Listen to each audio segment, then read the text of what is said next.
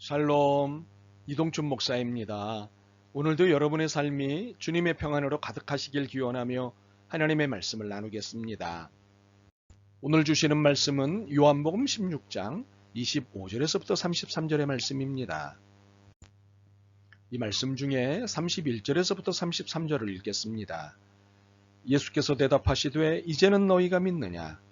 보라, 너희가 다 각각 제 곳으로 흩어지고 나를 혼자 둘 때가 오나니 벌써 왔도다. 그러나 내가 혼자 있는 것이 아니라 아버지께서 나와 함께 계시느니라. 이것을 너희에게 이르는 것은 너희로 내 안에서 평안을 누리게 하려 함이라. 세상에서는 너희가 환난을 당하나 담대하라. 내가 세상을 이기었노라. 아멘. 요한복음 16장 25절로부터 33절 말씀을 본문으로 믿음은 더디지만 은혜는 풍성합니다 라는 제목으로 요한복음 쉬운 9번째 시간의 말씀을 나누도록 하겠습니다. 스승으로 제자를 양육함에 중요한 것이 있다고 합니다. 지식과 사랑입니다. 참 중요합니다. 그런데 이보다 더 중요한 것이 있습니다. 인내입니다. 견디고 참고 기다려주는 그런 인내가 필요합니다. 제자는 하루아침에 성장하지 않기 때문입니다.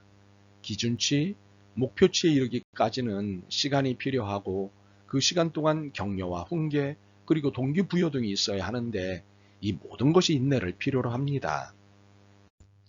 선생이신 예수님은 이 사실을 진작하셨습니다. 그렇게 예수님은 오래 참으시는 하나님으로서 우리에게 계십니다. 이를 본문을 통해 확인할 수 있고 어떻게 오래 참으시는지를 볼 수 있습니다. 예수님 제자들 중 12명의 사도들은 예수님과 함께 숙식을 했습니다. 대략 3년여 정도의 시간을 함께 숙식을 했습니다. 이 정도면 예수님에 대해 웬만한 것은 다 알지 않았을까 싶습니다. 예수님 가까이서 실시간으로 함께 있었으니 궁금한 것은 그때그때마다 질문하여 해결할 수 있었겠고 혹시 다시라도 의문이 생기면 또 질문하여 해결할 수 있는 시간이 충분했겠다 싶습니다. 그리고 가장 가까이서 예수님의 이적의 현장을 볼 수 있었으니 누구보다도 예수님의 신적인 권세와 권위의 확신을 가졌겠다 싶습니다. 그런데 그러지 못했습니다.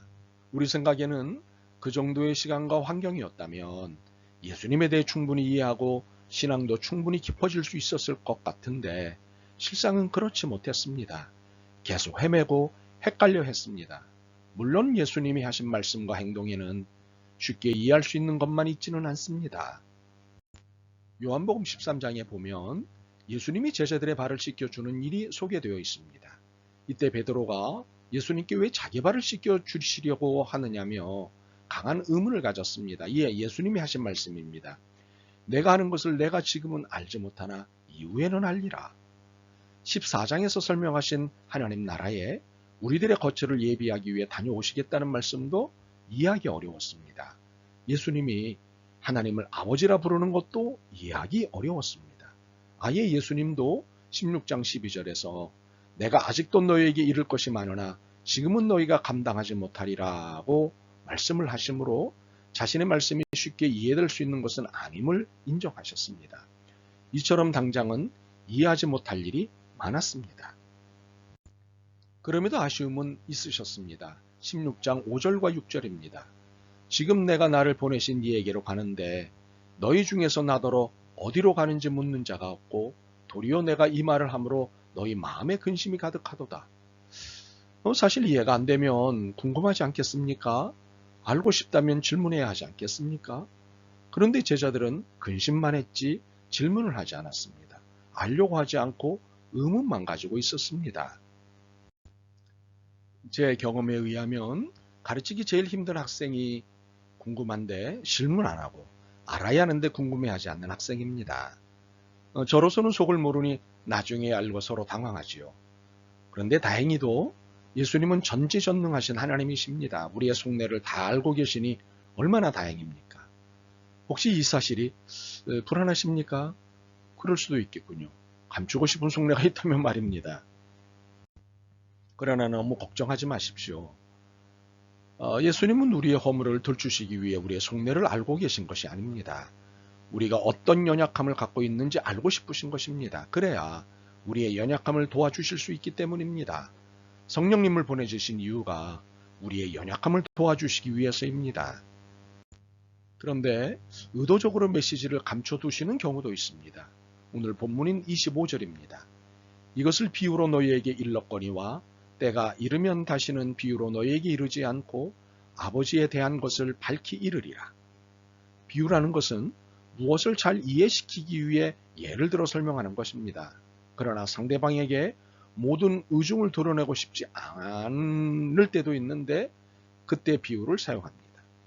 또는 아직은 상대방이 메시지를 감당 못할 수준이지만 그래도 전달할 필요가 있을 때도 비유를 사용합니다. 예수님의 비유는 이해를 위해서도 사용하셨지만 아직은 자신을 드러낼 때가 되지 않으셨기에 비유를 사용하셨습니다. 이는 25절의 말씀을 하시기 전까지의 경우입니다. 그런데 25절 하반부를 보면 더 이상은 이런 이유 때문에 비유를 사용하실 필요가 없다고 판단하셨습니다. 이제는 자신을 드러내실 때가 되셨기에 비유 사용을 그만하시겠다고 하신 것입니다. 이렇게 비유가 아닌 직설적 언어로 말씀을 하시자 제자들의 반응이 이전과는 달랐습니다. 29절과 30절입니다. 제자들이 말하되 지금은 밝히 말씀하시고 아무 비유로도 하지 아니하시니 우리가 지금에야 주께서 모든 것을 아시고 또 사람의 물음을 기다리시지 않는 줄 아나이다. 이로써 하나님께로부터 나오심을 우리가 믿사옵나이다. 그런데 비유로 말씀하지 않으시니 그때부터 제대로 알고 믿게 된 것일까요? 제자들이 이러한 태도가 의심쩍으시죠. 예수님도 31절에서 이제는 너희가 믿느냐며 제자들의 고백에 질문을 하신 것을 보면 의심이 드셨다는 것일 텐데 말입니다. 과연 그러신 걸까요? 아니면 예수님이 너무도 반가워서 되물으신 것일까요? 반반입니다. 의심도 맞고 반가움도 맞습니다. 반반 치킨이 생각나는군요. 그렇다면 왜 반반일까요? 예수님이 이 질문을 하신 후 곧바로 충격적인 예언을 하셨기 때문입니다. 32절입니다. 보라 너희가 다 각각 제 곳으로 흩어지고 나를 혼자 둘 때가 오나니 벌써 왔도다. 그러나 내가 혼자 있는 것이 아니라 아버지께서 나와 함께 계시느니라. 방금 제자들이 예수님을 믿는다고 했음에도 이렇게 말씀하시니 이 예언은 충격적일 수밖에 없습니다. 제자들이 고백한 내용인 29절에서 30절을 세 번역으로 읽겠습니다. 그의 제자들이 말하였다. 보십시오. 이제 밝히어 말씀하여 주시고 비유로 말씀하지 않으시니 이제야 우리는 선생님께서 모든 것을 알고 계시다는 것과 누가 선생님께 물어볼 필요가 없을 정도로 환히 알려주신다는 것을 알았습니다. 이것으로 우리는 선생님이 하나님께로부터 오신 것을 믿습니다. 제자들의 고백은 이것으로 우리는 선생님이 하나님께로부터 오신 것을 믿습니다. 입니다. 이 고백은 예수님이 하나님의 아들이심을 또한 하나님이심을 믿는다는 것입니다. 그런데 이 고백에 예수님은 보라 너희가 다 각각 제 곳으로 흩어지고 나 혼자 둘 때가 오나니 벌써 왔도다 하고 맞받으신 것입니다. 솔직히 하나님이 어떤 분이신 줄 알면 이렇게 도망가지 않아야 하는 것 아닐까요? 오히려 담대해야 하는 것 아닐까요? 그런데 예수님 혼자 두고 모두 도망갑니다. 그러니 반반입니다. 혹시 반반도 너무 과분할까요? 해도 너무한다 싶습니다. 모든 것을 다 내주시고 다 보여주시고 다 설명해 주셨는데 이렇게 도망을 간다는 것은 쉽게 이해할 수 있는 태도가 아닙니다. 그런데 제자들을 비판하는 우리도 다르지 않다는 사실입니다. 우리도 예수님만 홀로 두고 도망갑니다. 그러나 예수님은 이런 제자들을 또 품으셨습니다. 우선은 이런 일을 이미 예상하셨기에 오히려 부담 갖지 말라며 그러나 내가 혼자 있는 것이 아니라 아버지께서 나와 함께 계시느니라 고 말씀하시는 예수님이십니다. 혹시 이 말씀이 제자들의 배신 혹은 도망침에 대해 섭섭해 하시는 말씀이 아닐까 하고 의심할 수 있습니다. 그러나 섭섭해서 하신 말씀이 아닙니다. 부담을 갖지 말라고 하신 말씀입니다. 오히려 위로하신 것입니다. 이 말씀이 위로의 메시지였다는 것을 이어서 하신 33절을 통해 확신할 수 있습니다. 이것을 너희에게 이르는 것은 너희로 내 안에서 평안을 누리게 하려 함이라. 세상에서는 너희가 환난을 당하나 담대하라. 내가 세상을 이기었노라. 이 말씀은 32절에서 내가 혼자 있는 것이 아니라 아버지께서 나와 함께 계시느니라고 하신 말씀이 섭섭해서 하신 말씀이 아닙니다. 오히려 제자들의 형편을 이해하신다는 말씀이고 힘내라고 용기를 주시는 말씀입니다. 더욱이 제자들이 곧 당할 환난을 염두에 두신 것입니다. 예수님을 믿는다는 이유 때문에, 예수님께 속한 하나님의 자녀라는 이유 때문에 세상으로부터 미움과 박해라는 환난을 당할 사정을 염두에 두신 것이지요. 33절을 다시 읽어볼까요? 이것을 너희에게 이르는 것은 너희로 내 안에서 평안을 누리게 하려 함이라. 세상에서는 너희가 환난을 당하나 담대하라. 내가 세상을 이기었노라. 분명하죠. 예수님의 관심이 우리들의 믿음 증진에 있지만 우리의 연약함에도 무관치 않으시다는 사실입니다. 오히려 믿음의 삶에 불안해하는 우리에게 평안을 주려 하십니다. 이 평안은 자신감을 통해 누리게 하십니다. 내가 세상을 이겼다. 분명 우리의 믿음은 더딥니다.